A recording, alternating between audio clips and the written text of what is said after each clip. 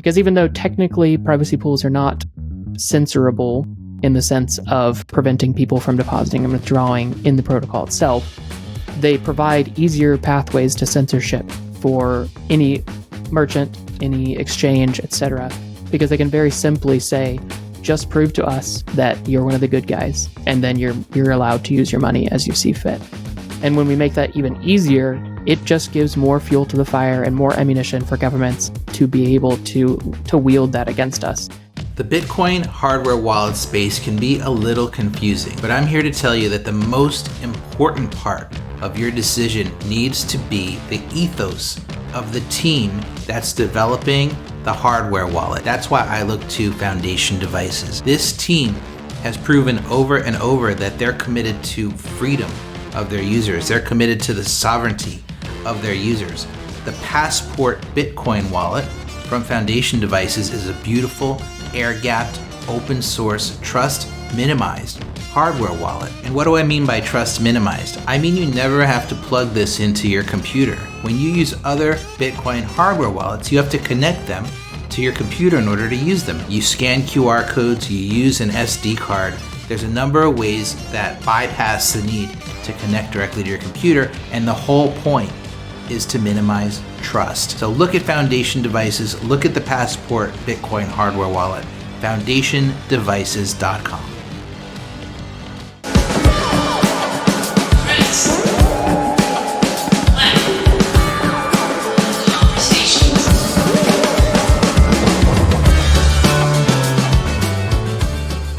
Hey Seth, you're back again, man.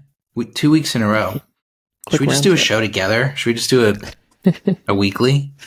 There's so much to talk about in this space. It's privacy is everything lately. It's all like, you know, I mean, it's always been a top priority for me, but now it's like, I'm becoming like you. It's like everything. It's like every day, all day, it's just about privacy because there's just nonstop attacks on it. Exactly. So, slowly but surely, their crackdowns just provide more and more justification for all the tools that are getting built that do actually provide strong privacy. Yeah. So here's what we're doing today. This is all inspired by this white paper, which a lot of you have seen. A lot of you have not, maybe, but you should. Blockchain Privacy and Regulatory Compliance. Right there, it's a triggering title, right? Towards a Practical Equilibrium by Vitalik, Jacob Matthias, Fabian, and Amin Soleimani.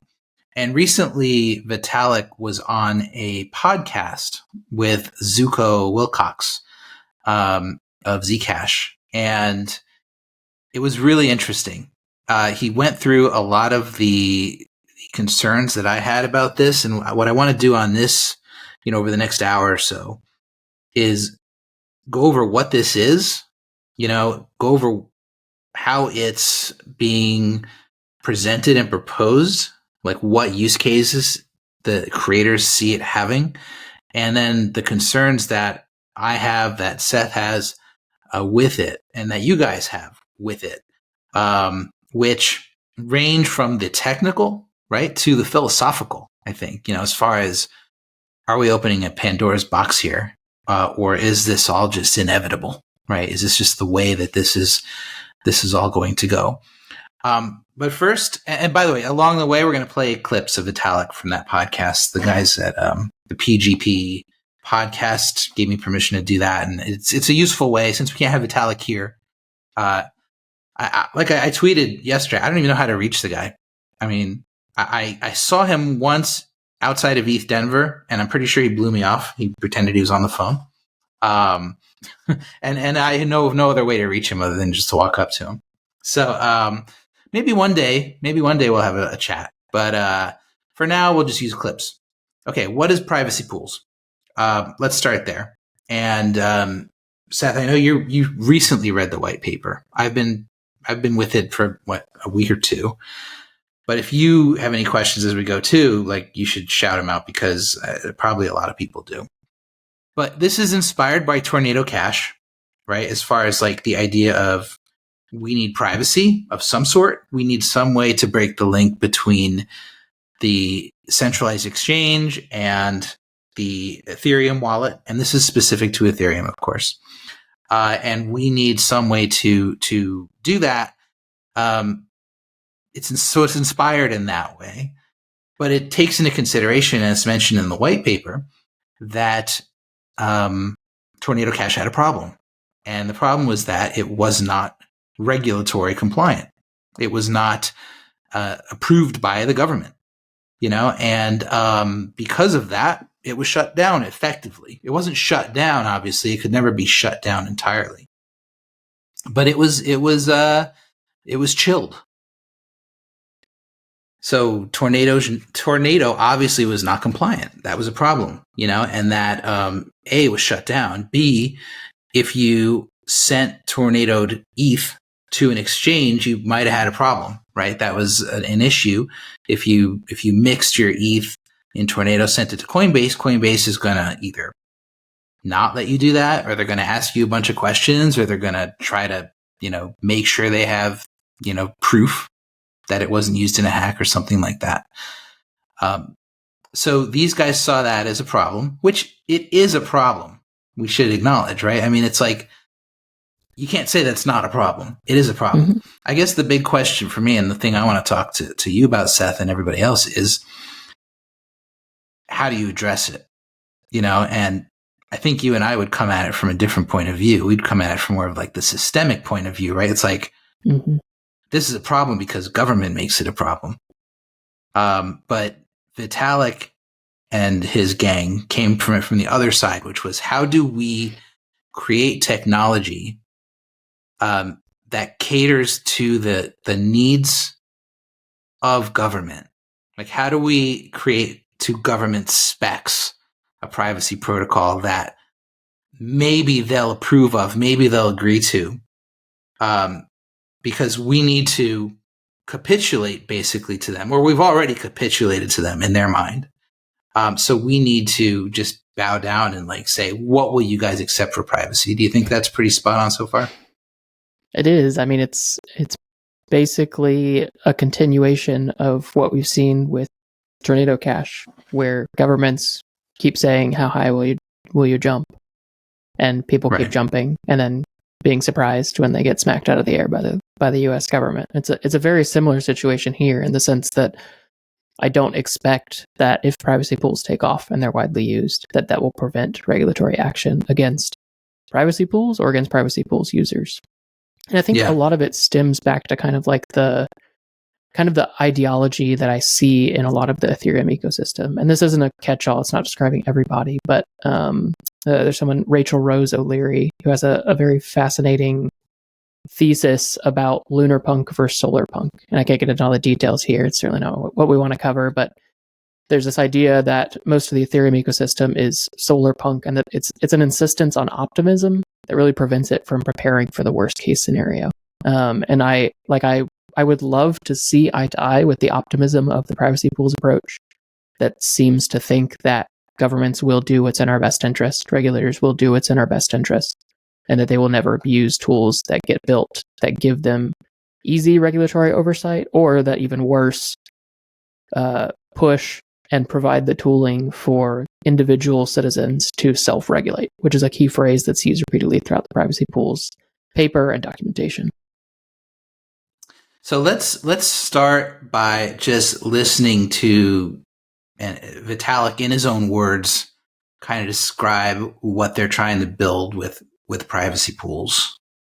So the basic idea in the privacy pools paper is that it is a way that allows users, when they send a privacy-preserving transaction, and I'm being deliberately generic about whether we're talking about a mixer that exists in an otherwise transparent system, or in a system where that's the only kind of transaction that you can do, to specify in a set of possible inputs that their transaction could have come from, without revealing any more information. Okay, so I don't know. That was really choppy for me, by the way. I don't know how it was for you. But what he's getting at there is kind of the core. If you look at this from the totally objective point of view, the idea is what I get from that, the idea is to compromise on privacy just a little bit, just enough to be able to appease some outside source, and using that Tornado Cash example as a way, to say, okay, we're going to do this, but we're going to take it one notch down. We're going to make it a group of people, and we'll get to this in a minute, but a group of people they call an association set that is, we can prove are good people. Because this is a whitelisting tool. This is a tool that is specifically used to create a whitelist, and that if you're not on the whitelist, you can't access it. And we'll get into more of that in a minute. But do you think that's pretty accurate so far? Yeah, I certainly think so. I think to get a proper understanding of what the privacy pools approach means for holistic privacy, you have to kind of look back at Tornado Cash. And when you look at Tornado Cash, while it was widely touted as being a strong privacy preserving tool, there were a lot of issues with users being traceable through Tornado Cash because of things like address reuse, timing analysis, reusing the same gas fee. There were several ways that deposits and withdrawals were able to be linked. There was actually a really good paper and a tool for analyzing the anonymity sets in Tornado Cash called Tutela, Tutela. And they found that about half of the deposits in Tornado Cash were potentially compromised in the sense that they could fairly trivially be linked between the deposit and the withdrawal, which means that if you think that you're getting the anonymity set of 97,000 deposits, you're actually getting the anonymity set of 50,000 deposits. And so you can't trust the broad set to be giving you that exact amount of privacy. Now, if you use Tornado Cash properly, even with those people who are shooting themselves in the foot as far as privacy is concerned, you could still get good privacy. But when you take that already somewhat flawed approach to privacy, and most of those flaws are really introduced because of just the way that Ethereum is transparent by default. When you take that and you take the privacy pools approach of really further segmenting liquidity, further segmenting anonymity sets into these association sets, what you do is that you reduce the real world privacy, not just for the criminals or the bad actors or the illicit actors, whatever you want to term them, but you're also reducing the privacy provided for the common, normal, above board citizen who's using privacy pools. Because necessarily for them to be able to prove that they are not one of these criminals also using privacy pools, they have to limit the anonymity set to only those deposits that are approved by whatever association set provider they're using. And so they're reducing that anonymity set, and then as time goes on and they continue to prove that those source of funds against other anonymities or other association sets that are the new Chainalysis association set, or this is the new sanctions list from the US, every time they prove that and they reveal that proof publicly, they further limit what deposit could have been theirs, and they further harm their own privacy, and at the same time harm the privacy of every single other user within privacy pools. So it's this, I think, incessant optimism that we can make regulation and privacy coexist that kind of misses the forest from the trees and destroys the privacy protocol itself, while also providing easy regulatory tools to governments who may or may not be good and may or may not be serving your best interest. Yeah. And I think that's what Vitalik's talking about in this clip that I'll play, which talks about that a little bit, I believe. The biggest intermediate fate that's valuable to avoid is basically people getting annoyed at exchanges, right? Like, this has happened to, like, people I know, for example, that, like, they sent ETH to exchanges. That ETH came from Tornado Cash. These were non-US people, and so it was completely legal what they did. And, like, this is not a, like, criminal law or a civil law situation from their perspective at all.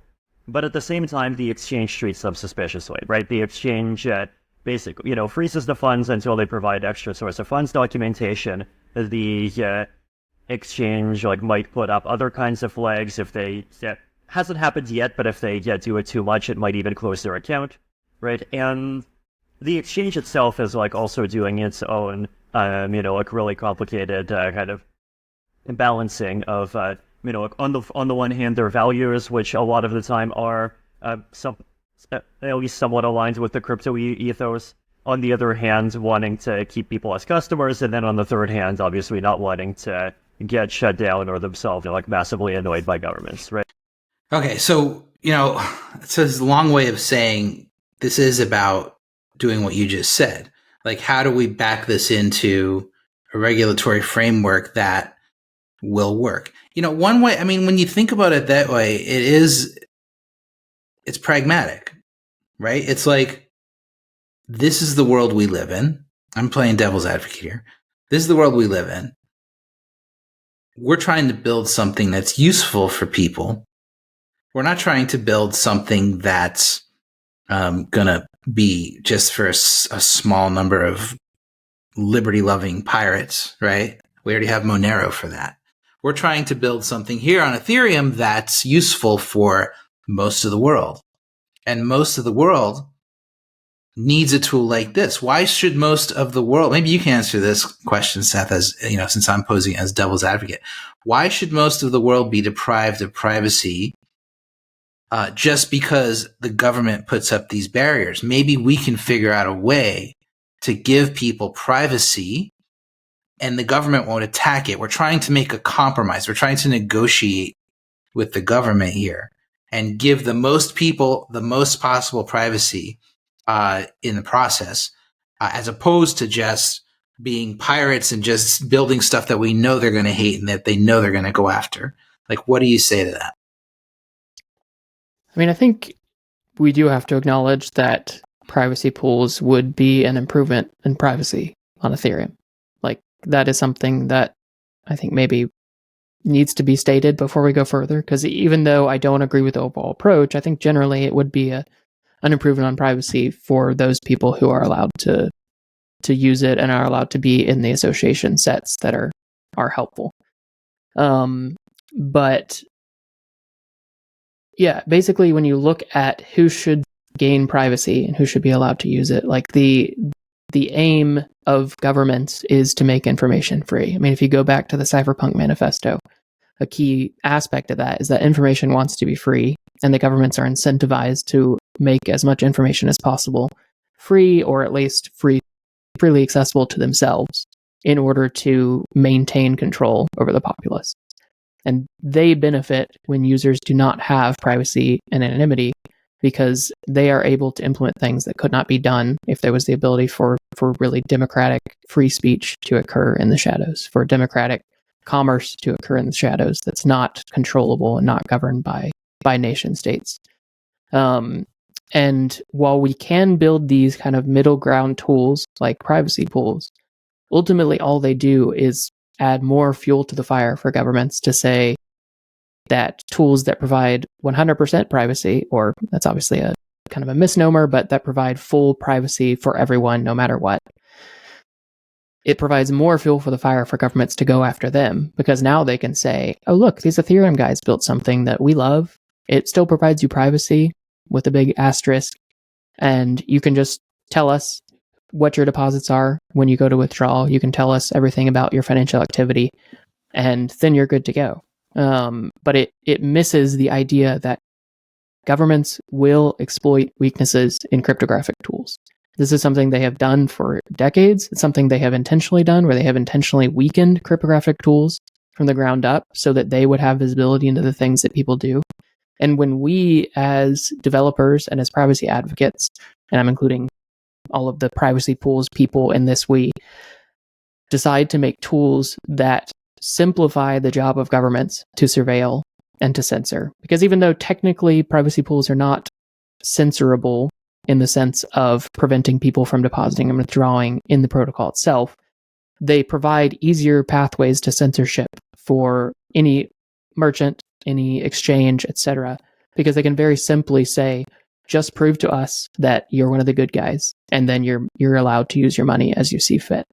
And when we make that even easier, it just gives more fuel to the fire and more ammunition for governments to be able to wield that against us. And ultimately, I think the most damning aspect of the approach here is the idea that it enables self-regulation, which again, I think is a very optimistic idea, that it would be best if we as individuals could self-regulate and could handle reputation amongst ourselves. It's a cypherpunk ideal that we would love to see. But the problem is when we build these tools that give the government easy ways to say, you just need to regulate yourself. All we end up doing is bringing a lot of the kind of Gestapo-led, just rat out your neighbor into the solution here. And they go into the paper, I don't know, I'm going kind of on a diatribe here, but in the paper, they talk about how there's an instance where someone within a community, within an association set, has committed a crime. They want to get to the bottom of who committed the crime and go after them. And what the government says is, just prove to us that you were not the criminal, and we'll let you go on your merry way. And eventually, they narrow it down to purely who is the criminal, which is great if the criminal is actually a criminal, he's actually a rapist or a murderer, etc. That's fine. But you have to consider what happens if the government says this criminal is actually just an activist who's pushing for freedom, who's pushing for democracy, and we want to get to the bottom of who in your neighborhood, who in your association set here did this. And then they leverage the same tactics that the Gestapo leveraged in the Nazi regime to push people to give over the privacy of others. Because essentially what you can do in privacy pools is unravel the privacy of any other user if all the members of an association set are willing to say, I'm not that person. So it's a long diatribe to say that, but essentially it opens up this massive pool of ammunition for governments to use against us and to use against other privacy protocols that are not allowing trivial regulatory overreach within their systems. Yeah, and that was also a big topic on this podcast with Vitalik and Zuko. And Zuko was asking some great questions. I don't really have clips of Zuko to discuss, but he was doing a great job, as were the hosts of the podcast. But it was interesting as I was listening to Vitalik, who did directly, and I have some more clips of him directly addressing these types of criticisms. It becomes clear that he's very keenly aware of the trade-offs. Like, he understands everything you just said. He understands the plight of, people who, dissent from the government, of activists, of all of this stuff.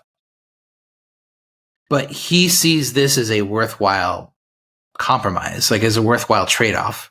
To me, that's way more dangerous than somebody who's just completely anti-privacy. When you have somebody who actually understands what's at stake, but they make those decisions. And here's I'm going to try another clip. The clips are rough for us live with the buffering, but hopefully if you're watching this later, they come out just fine. But this clip, where he acknowledges the dangers that could come from this, and he sort of hopes they don't come. But I think deep down, if you look right into his eyes in this clip, you can kind of tell that he knows exactly what's going to happen. I mean, I think one of the failure modes of something like privacy pools is obviously just network effect solidifying too much around one single blacklist provider, which would inevitably have its own biases. The hope, of course, is that the system can be robust to different people having different blacklists. I mean, he in one sentence, or so he calls out exactly how this is going to go.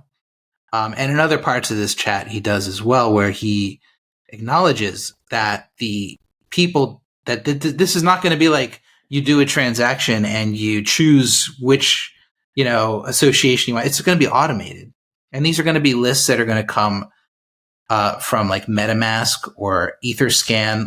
When you go on Etherscan, he mentions this in there, and you see fake phishing or whatever, a label on a hacker's account. There could be association sets that are just determined by those tags on Etherscan.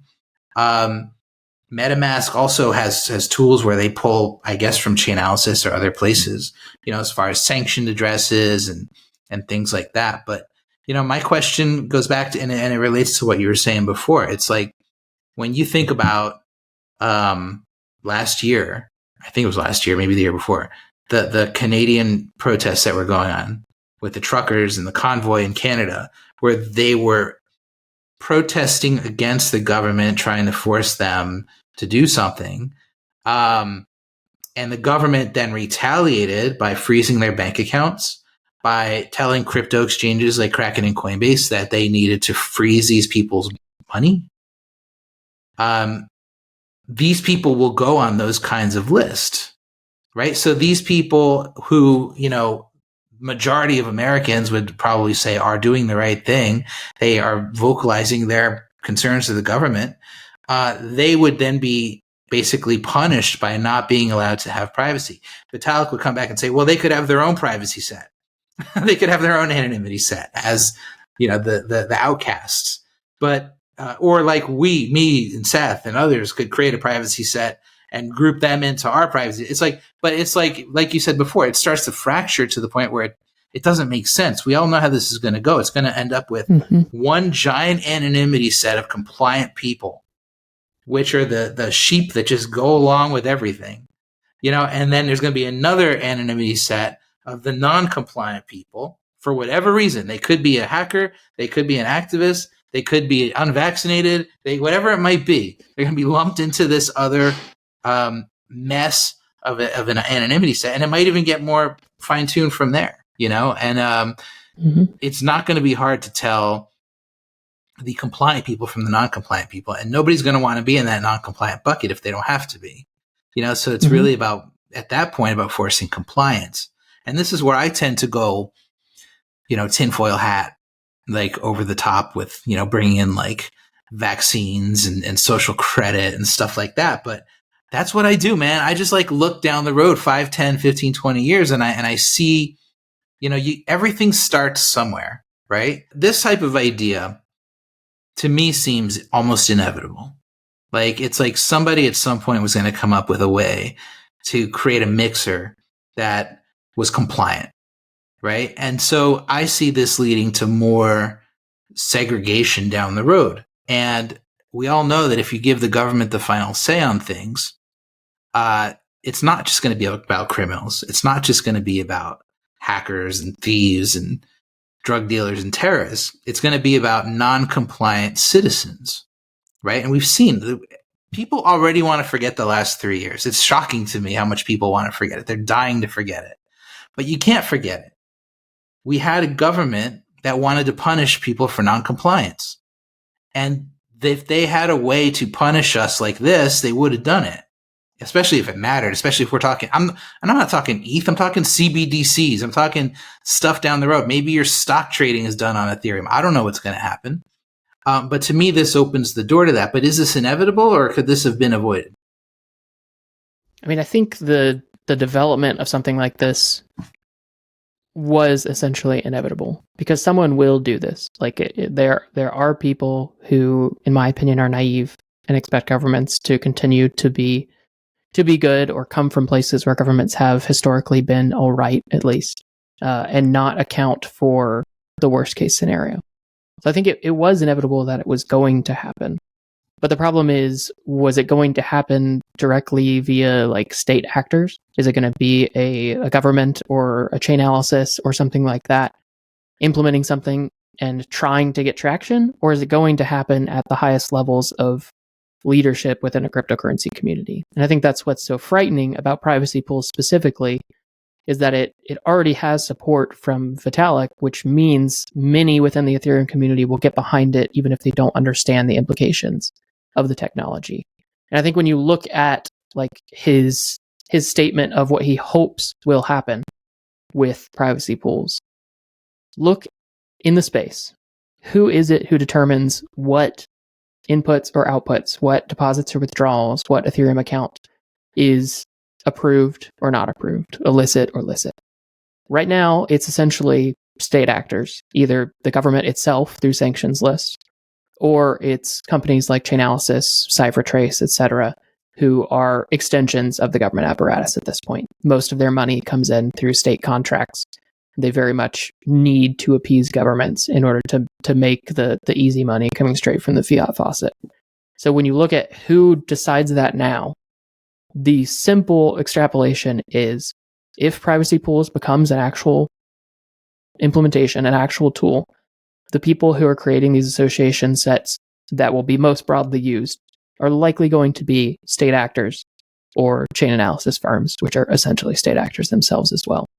Because while you can create your own association sets, like say we were in support of a movement that was happening in Hong Kong or something like that, we were standing with them. They were getting blacklisted by other association set providers in the space. We could create our own, but all that means is there's just a few of us now directly linking our deposits with illicit actors. Again, not that they're necessarily actually illicit, but directly linking ourselves with them. But we're also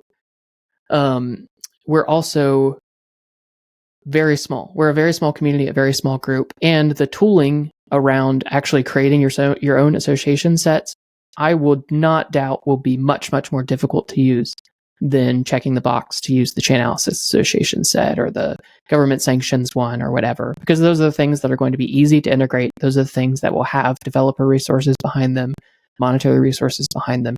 So the easiest move for people will be to use the association sets that are the most broadly approved of. And unfortunately, I think those will probably just be Chainalysis or nation state created, which will build an even clearer separation within the space between white market and black market money.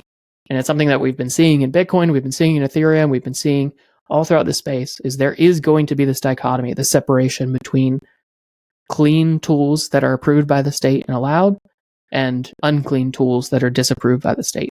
And this only furthers that, but unfortunately, this also furthers that, in my opinion, with the support of people who should know better. Like you said, I think Vitalik understands the implications here.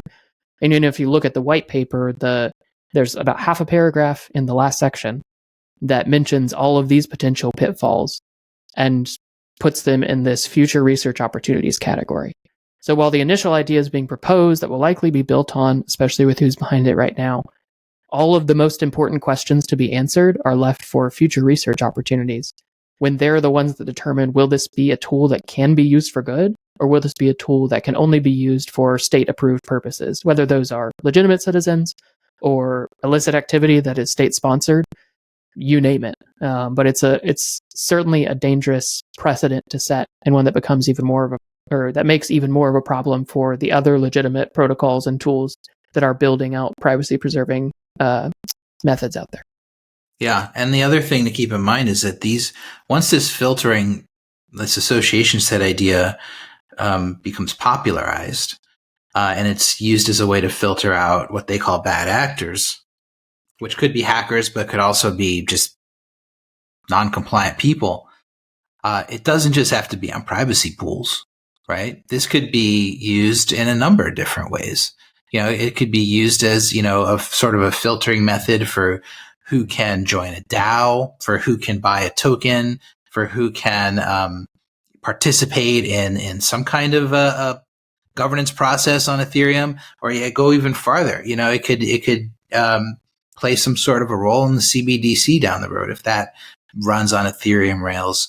There's a lot of different ways that this idea of excluding people based on sort of these arbitrary factors could create major problems, even for the people who support it now. And that's why, for instance, I was so surprised. I was surprised and not surprised to see Amin Soleimani as an author on this white paper, because he is an outcast of society in a way, because, when he's not doing crypto, he's producing pornography. And this is a known thing. I'm not trying to defile or defame the guy, but he already knows he created a cryptocurrency specifically because people that work in his industry were getting unbanked and were having problems with banks.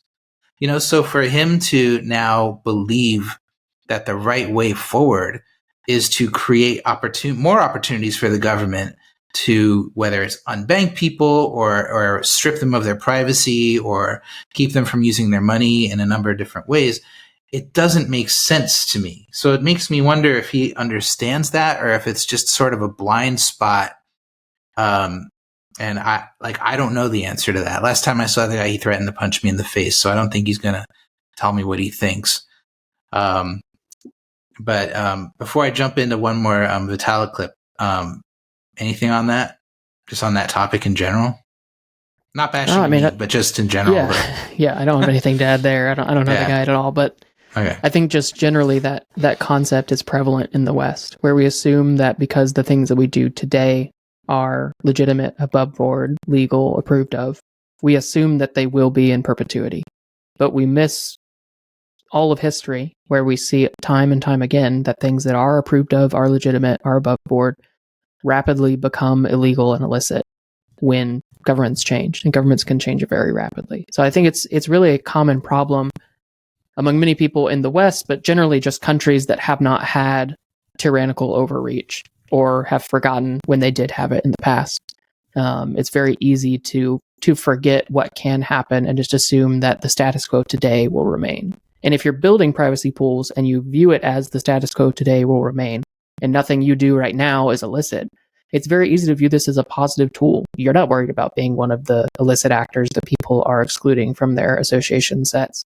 You're not worried about any of that. You just want a privacy tool that works for you. And while it might work for you today, you may be the person who's being excluded from association sets down the line very quickly, and that can change rapidly. Right.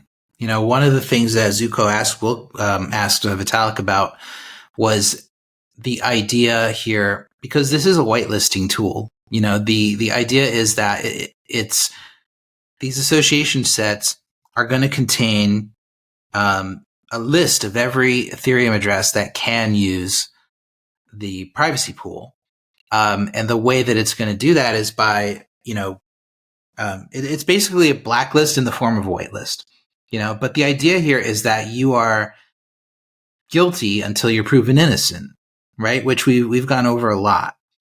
And it's just another step in that direction. So he specifically asked Vitalik about that. And Vitalik gave a really interesting answer that I want to discuss with you.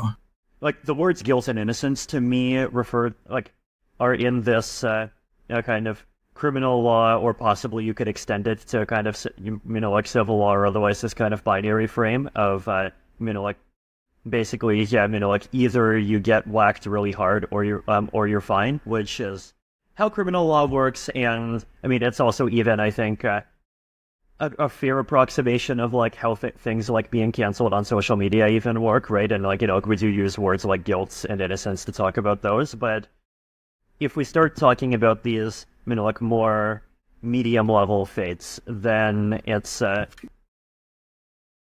like, I don't think we have ever had a presumption of being treated with zero suspicion unless there is ironclad evidence, and that seems like that doesn't really seem like a principle that like these kinds of things work at, right? So just to summarize, because I know if you're listening live, it was hard to hear.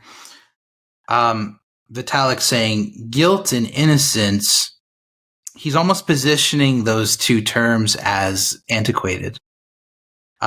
He is saying and he says this a few times during the podcast, he positions it more as a spectrum. He makes the case that there is no such thing as like straight up guilt, straight up innocence in a way.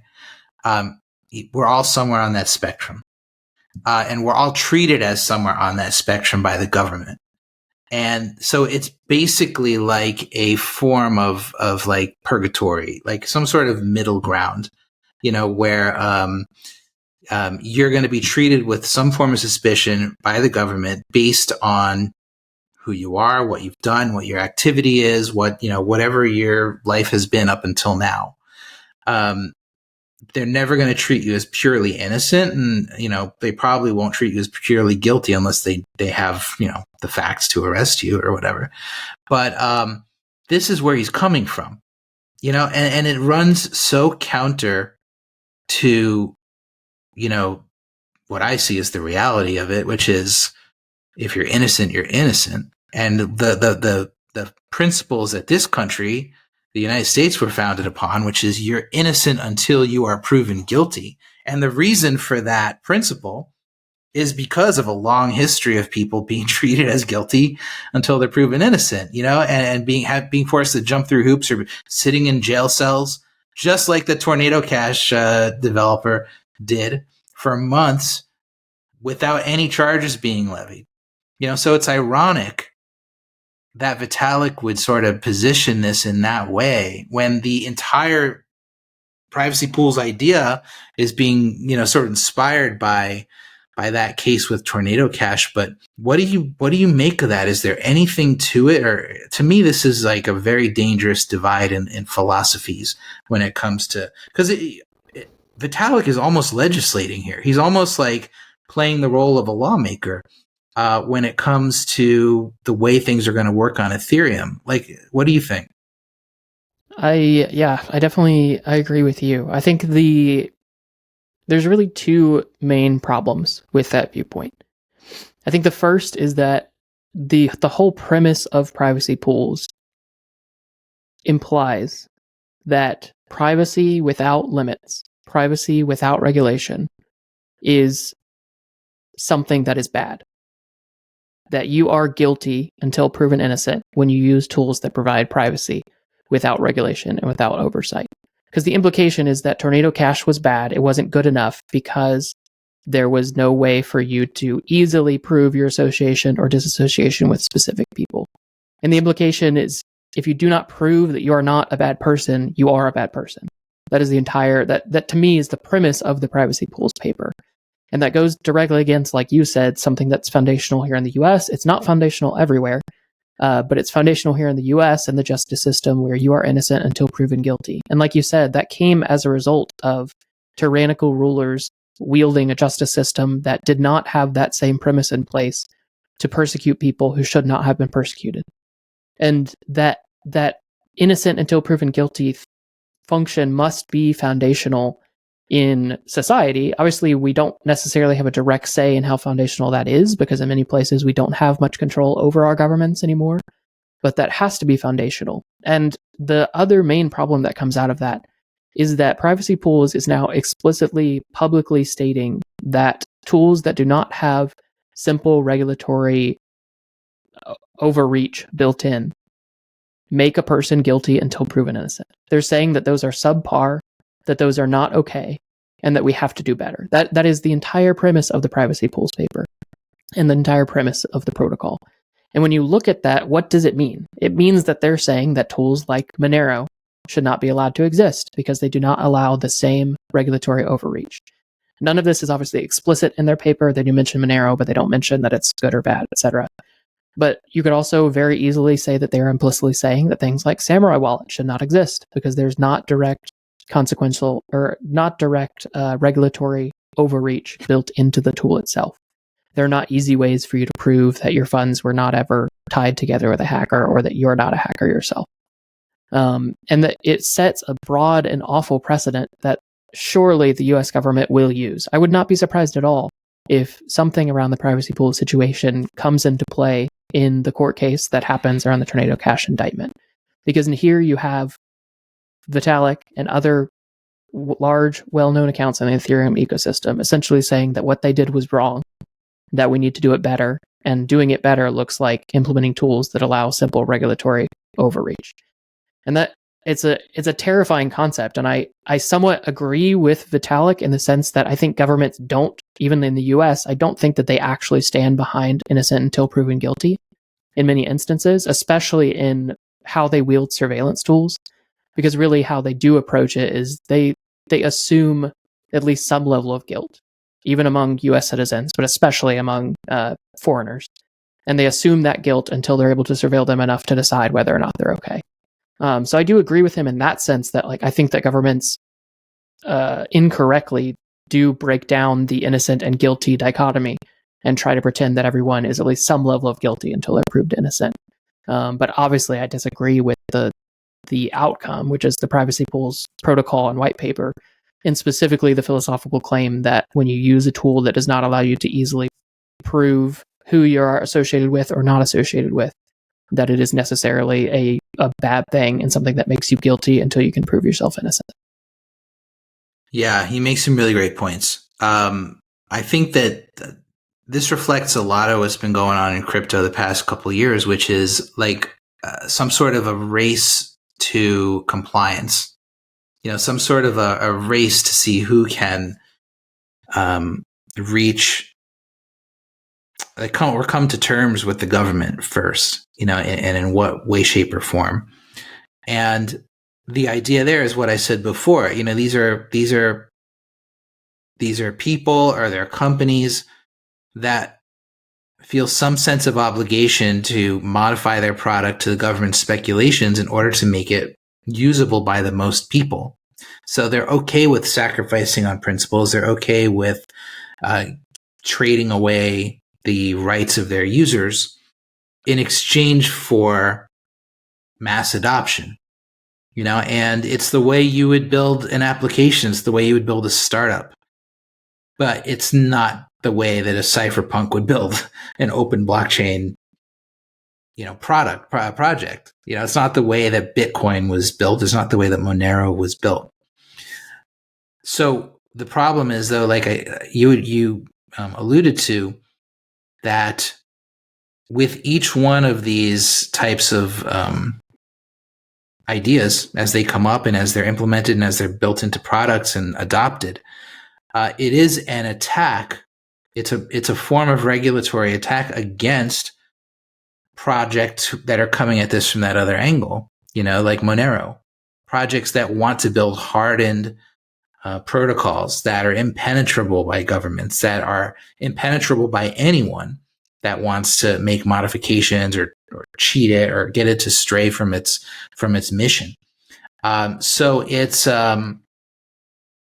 I don't think, and Vitalik said he's thinking that this is an attack on Monero or that this is an attack on Bitcoin or whatever it might be, or on Samurai. But I think that that's an unintended consequence. And hopefully he starts to see that as we talk about it more. That's why I wanted to have the conversation. Those of you who are watching live, I apologize that the call-in feature isn't working. That's too bad. It's the first time I've tried it with Riverside. But if you want to type a question into the chat, we can try to address it while we have time.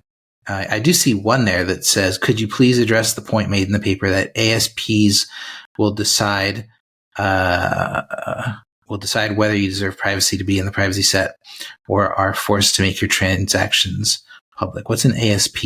Is that an anonymity or an association set? Association set provider, which is who Vitalik et al. Envision being the ones who decide these association sets and host them somewhere and provide them for people to use.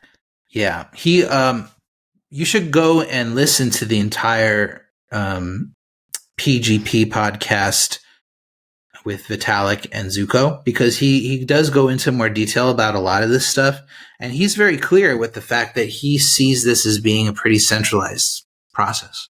He sees this as being an automated thing that people don't even have to think about. Maybe more advanced users or certain subsets of people might want to create their own association sets based on, people they know or trust, or like a company or, a group of people, an association on its own, but most people that use this are going to use it through tools that are readily available to them. That's going to be pulling association sets from MetaMask or from Etherscan via Chainalysis and the OFAC sanctions list, and the list of non-compliant unvaccinated people. And it's gonna look like that. So you're not even gonna think about it unless you're on the list. If you're on the list of bad people, then you're gonna think about it. But the flip side of this thing is, like I said before, it's easy to think of this as a blacklisting tool, but it's actually a whitelisting tool. It's built as a whitelisting tool. If you're not on the list, you don't get to use it. So it's a list of every possible address or coin ID. You can use it. They are clear and they are correct that it is not. There is no censorship directly built into the protocol, but the privacy you gain from using it is what essentially is dictated by whether or not you're on this whitelist. Yeah. So when I say you can't use it, what I mean is you can't use the big anonymity set, association set that all of the compliant people are going to go into. So it's going to end up being a 99% of everybody's going to be in one association set, and 1% is going to be not. And so you can't use that if you're on the list of bad guys. but you gotta think from there. What are the other implications of that? And it's very, very easy to extrapolate this out one more step and think about, could this be used to force KYC? And the idea of KYC before you enter a privacy mixer sounds ridiculous. But I think it could be pretty easily justified by Congress, by a regulator, by somebody out there, because the whole idea across the board, especially with the US, we've seen it over and over, and we know it's true. They're okay with us having privacy from one another. They're okay with Seth not seeing my financial transactions, but they want to know everything, and they want to have access to everything. And they'll tell us, look, you got a KYC. We need to know what's going on. We're not going to do anything with that info unless we catch wind of something, or unless we see something bad, or unless this or that. That's how it's going to be justified, and it's the same thing with this, like the $600 rule with the IRS and with all this other stuff, where they're just collecting data and data and data and data, and they're not looking at every little thing, but it's there for analytics tools. It's there for them to parse through, in different ways. Even if it's aggregate, it's still bad, and so that's very easy to implement with this type of a thing, especially once you get people past this initial hurdle. Initial. That's even an explicit part of the privacy pools proposal. One of the ways that they envision association set providers, it's mouthful, working is by creating pools of KYC'd individuals and only adding people on once they prove who they are and that they're not an illicit actor. This isn't like, we don't even have to extrapolate. This is a direct and intentional aspect of the privacy pool proposal, which is crazy, but it's understandable if you don't view that thing as detrimental. But obviously, directly tying your KYC information on chain to your usage of a privacy pool and trusting some central provider to do that authentication, that identification, is terrifying. But that's already in the proposal. It's not even like that's something that Chainalysis or the US government has to come in and say, like, hey, maybe you should do this KYC pool. It's already in the proposal, and that doesn't necessarily mean it will be implemented, but it's something that is already seen as a reasonable outcome of the proposal. The other painful one to read was the real-time AI-based scoring, which is a terrifying thing, to allow an AI that's run by someone to decide who deserves privacy and not, but that's a whole other can of worms. Yeah. So again, it's like, these guys are smart. They know what they're doing, and I would like to have a conversation with them at some point, just to ask these very straight questions. Like, how do you see these potential outcomes, which clearly they admit they do, it's right there. And Vitalik said it in those clips, like, he sees it. He sees the potential. Is this just, what I want to know is what is, do they see it as inevitable? Like, they don't want to do it, but they have to do it? Or do they think that this is somehow going to be a net good for the world? Vitalik also goes into detail in that podcast about how, like, in the US, like, there's such a political divide. You got the left, you got the right. Something that's super controversial to one side could result in an association set that excludes everybody who's not, in that political party, or, it's like using some sort of a voter registry to build an association set. It's like, it's kind of crazy when you think about it. Those types of things can't happen without KYC, right? Because you're not doxed on the blockchain. Your ID is not there.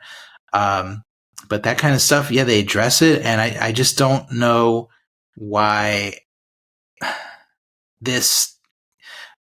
Like, why did this have to jump right to a product that's out there in the world being pushed? Like, in DC, like, people in Washington are already talking about it, like, and excited about it. Like, why did it have to go straight there and not, was there not another way? And I don't know the answer to that. I'm not somebody who's out there writing white papers and building stuff. And so, like, they would say, oh, it's easy for you to say. But it's like, is there no answer? Is there no better way for us to navigate technology, specifically with regards to privacy? Like, is this our fate to be sucked into these black holes all the time, one after another, until we're just completely, in the matrix? I don't know. Don't know the answer. Don't know if you do. I think it will always be a struggle, but it's something where the goal of seeking human freedom will necessarily mean that we must go against those seeking to limit human freedom. And ultimately, these tools, hopefully, their goal is human freedom. But you will get stuck in a positive feedback loop with totalitarian governments. If you are constantly seeking human freedom and building tools that enable human freedom, you are going to be stuck in this positive feedback loop that escalates that battle, that escalates that war over privacy and human freedom more rapidly than if you just sat around and let them strip human freedoms from us without fighting back. Will that mean that there will be harder battles in between? Absolutely. But will that mean that more people are able to gain human freedom or reclaim human freedom or preserve human freedom over the long run? Absolutely. But it is this situation where I think we have to be pragmatic, and we have to look at history, both long-term history and short-term history, and see what governments want and see what we want and see how they diverge, and realize that the tools that we build have to account for those worst-case scenarios. And I think it's that lack of pragmatism that can often sneak in with proposals like this, where the overall goal is, while I disagree with it, theoretically fine. But the problem is who is deciding what is regulatory good and bad becomes really problematic. I don't know, I've kind of beat that dead horse quite a bit, but that concept, I think, keeps coming back in my mind is viewing it from the lens of where are people coming from when they're viewing this privacy pools proposal. And that can help us to better understand why these things are being built. But I do think that there is an alternative, and that's building tools that gives the maximum empowerment to the user and not to the state. And then if we are in states that require some sort of regulatory visibility into what we do, we allow selective individual disclosure. That already exists with Bitcoin. You can provide proofs that these transactions are yours. Already exists in Ethereum. Already exists in Monero. You can do that if you want to, but revealing that individually is not something that is easy to do, and it's not something that is a built-in part of the protocol. It's just a fact that you can always disclose the information that you have access to if you choose to. But it becomes much more problematic when we open that up much more broadly. Yeah, Web3D in the chat says you were spot on. We've allowed ourselves to be treated like farm animals. It's and it's not just us. Like that's one of the biggest problems that I don't know how to solve. It's generation after generation after generation of people who have slowly been sucked in to this, right? And somebody just put up on Twitter, like, reminded us that the Bank Secrecy Act, it's from Lynn Alden's new book, which is really good, by the way, Broken Money. She mentions that in 1970, the Bank Secrecy Act was passed, which said that any transaction over $10,000 had to be reported to the government. But in 1970, $10,000 was higher than the average income of an American, right? So, but they never changed that amount. They only dropped it. They only dropped it over time. So it was higher than the average income. And then over time, the average income goes up, that amount goes down. And now it's so low that most of our transactions go to the government through the banks.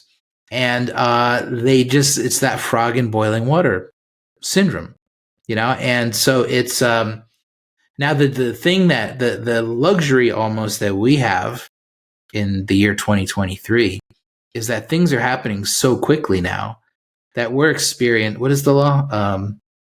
The law that says technology speeds up and speeds up and speeds up. I'm blanking on the name of it. Yeah, for some reason I'm blanking as well. Moore's Law. Moore's Law.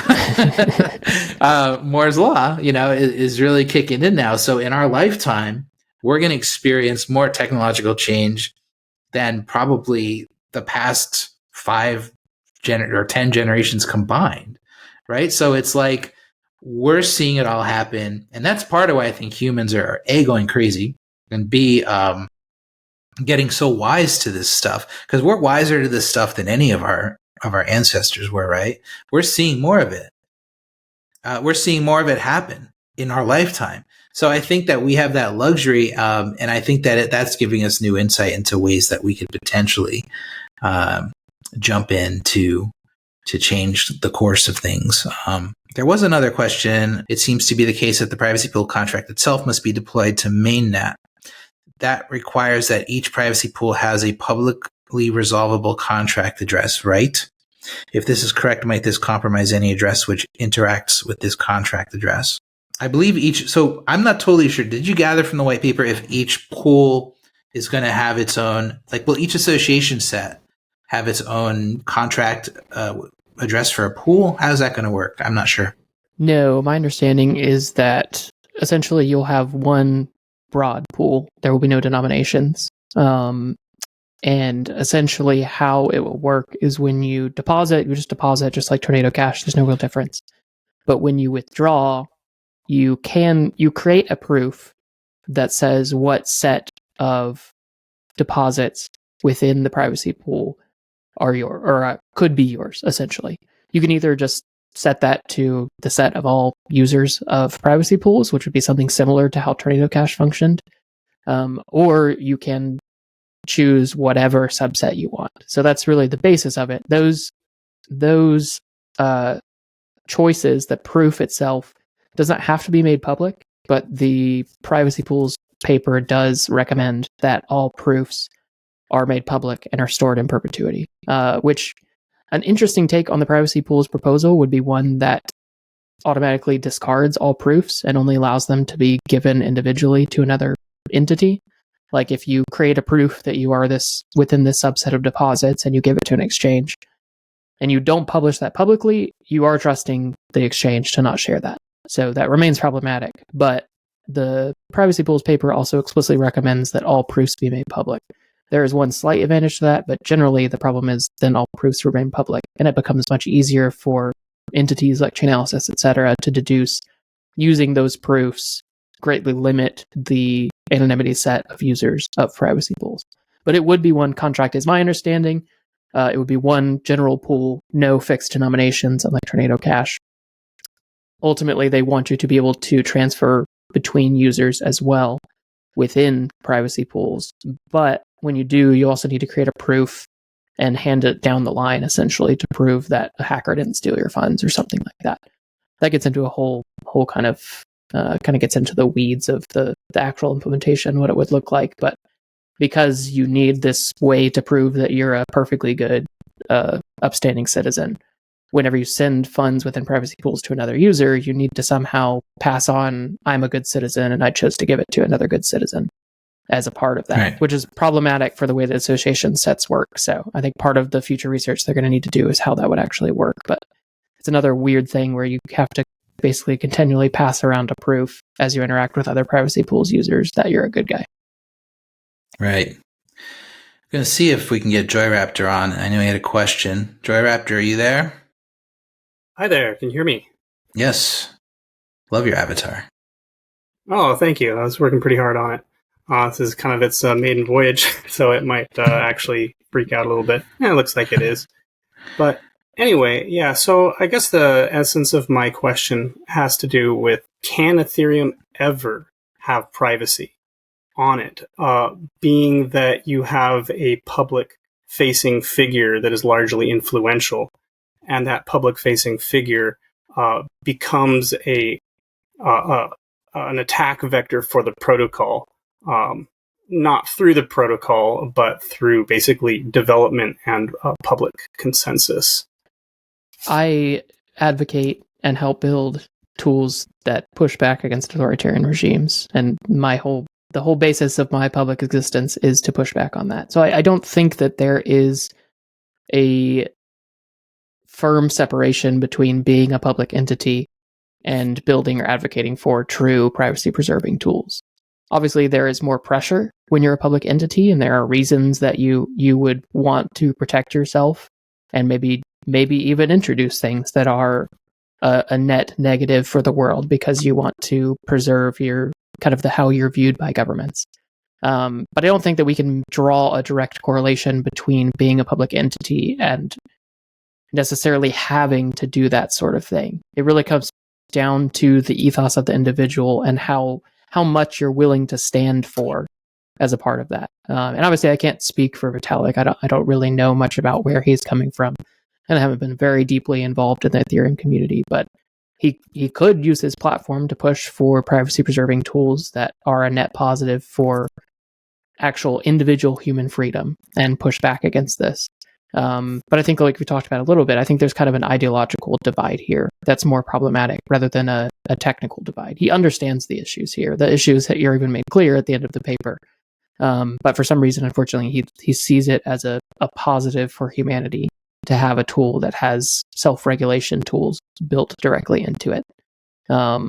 And I really think like that's one of the biggest problems for me is that self-regulation, which is really the aim of privacy pools, is exactly what totalitarian governments want from us. They want us to keep them in power, and they want to keep us on their knees. And I think that's my bigger problem with someone who has such a large platform pushing this. Isn't necessarily that he's doing it for malicious purposes or that he's doing it to preserve his own skin or his own standing. I would doubt that that's the case. It could be, obviously. But rather that I think there's a misalignment in the way these tools can be used is viewed. Yeah. And I just want to add to that. I think that, Seth, the difference though between you and Vitalik is that Vitalik has made it clear that he wants to work with governments. He wants to work with banks. He wants to work with Visa and MasterCard and JP Morgan and all the rest. So I think JoyRaptor makes a point to a certain extent, with regard to if he is now considered to be a friend of those organizations, how can he continue to be a friend to them if he was to build adequate privacy or privacy that can't be in some way backdoored or compromised or something like that? And I think that that's where there's a big difference. Nobody's going to call up Seth for privacy and assume he's going to be a friend to a government or a bank. Not that you're breaking laws, but it's that, you've stated your beliefs. Vitalik has come out and pretty much stated his, even though he sort of walks a fine line occasionally. I think that, and he says in the podcast that I've been quoting that he thinks privacy is a right. Everybody deserves it. The most people on planet Earth should have access to it as possible, even if it means we have to limit the privacy of others in order to make sure that the most other people have it. So he's trying to sort of flip that argument around. But I do think the point is valid that he might, in that sense, be a little compromised, because of those associations and because of the positions he's taken in the past. But JoyRaptor, appreciate the question. It was a really good one. But yeah, let's wrap it up, Seth. I think that we covered a lot of it off. I'd still recommend that everybody go and listen to that podcast. It's the PGP, Pretty Good Policy Podcast. And it was featuring Vitalik and Zuko, and it's a good conversation. And it's good to listen to that after this conversation or before, but either way, you want to take into consideration all of these sort of gray areas that Vitalik successfully navigates. Think about this on a deeper level. This isn't black and white. There's no right and wrong. There's really so many different shades of gray on this. But at the end of the day, you need to think about this. What are the long-term implications of segregating people in this way? It starts with just hackers, right? It starts with, okay, we're trying to block the hackers. We want to block the guys that stole 100 million from this protocol and want to mix it. Okay, that's where it begins. But when you're pulling lists and you're giving the government the ability to create those lists, it's not going to stop there. And this is the time that we have to think about that. This is the time, not later when we pull the list from MetaMask or Etherscan and we're on it, for whatever reason.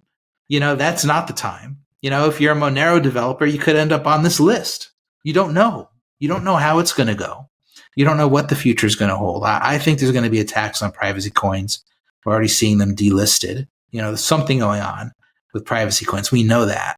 We don't know what's going to happen. So we got to think about everything. You need to go on a deeper level with this stuff. That Vitalik and Amin don't want you to go there.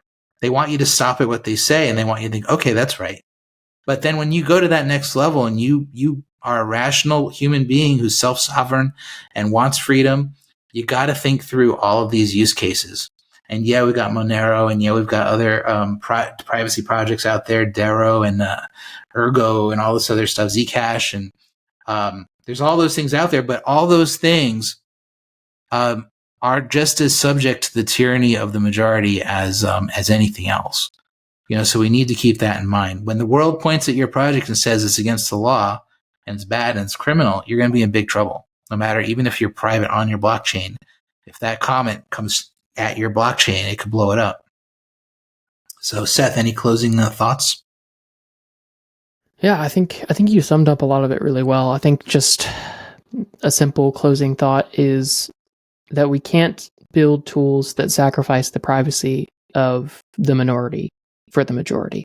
And I think that's really the crux of what Privacy Pools does. And there is an optimistic view that says that that's okay if the minority are only truly criminals and truly people who are harming other people. But like you said, it's a slippery slope. These things always start with only those people who are currently deemed criminals. But even if you just take it from the perspective of people who are actually breaking legitimate laws, those legitimate laws can quickly include things that right now we view as above board and good. Those can include journalism, dissidents. Those can include pretty much anything you can think of.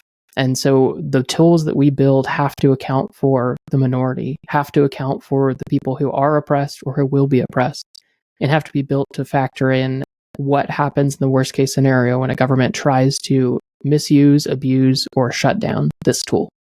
When you look at privacy tools or privacy pools in that perspective, I think it quickly becomes clear that there is great risk with the approach, where if you're an above board good citizen, according to whatever your government's metric for that is, you can gain some privacy amongst other good, legitimate citizens, whatever that means in your current government situation. But those people who are not that, who maybe right now you're just thinking of hackers, can quickly be you. And I think a lot of people need to think about and look through history and see what happens if I become one of these people who's not a favorite of the government. What would this tool still be usable for me, and would it provide me the privacy I need to continue living?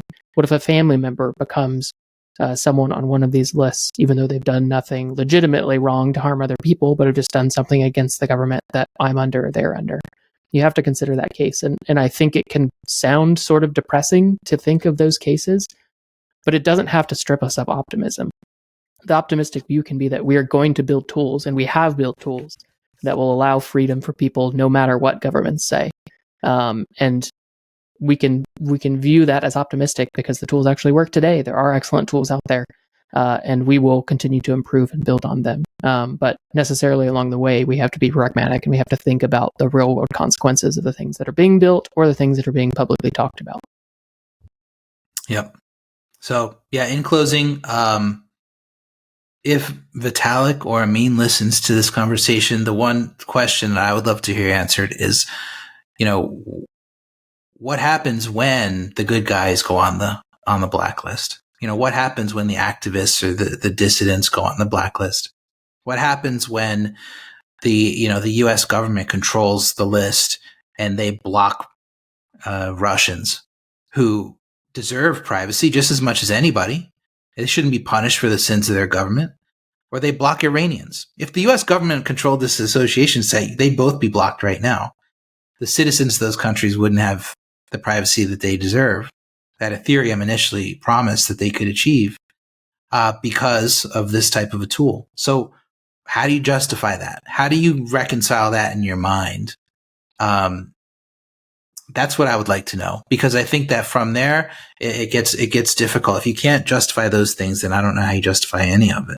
And that's now, is there a technological solution to that stuff? I don't know. But now we've opened Pandora's box, and this is here, and it's time to talk about it. So that's what we're doing, right? Conversation is everything. But Seth, thanks for joining for this. I appreciate you. Yeah, absolutely. Thank you so much. And thanks everyone in the chat. Thank you.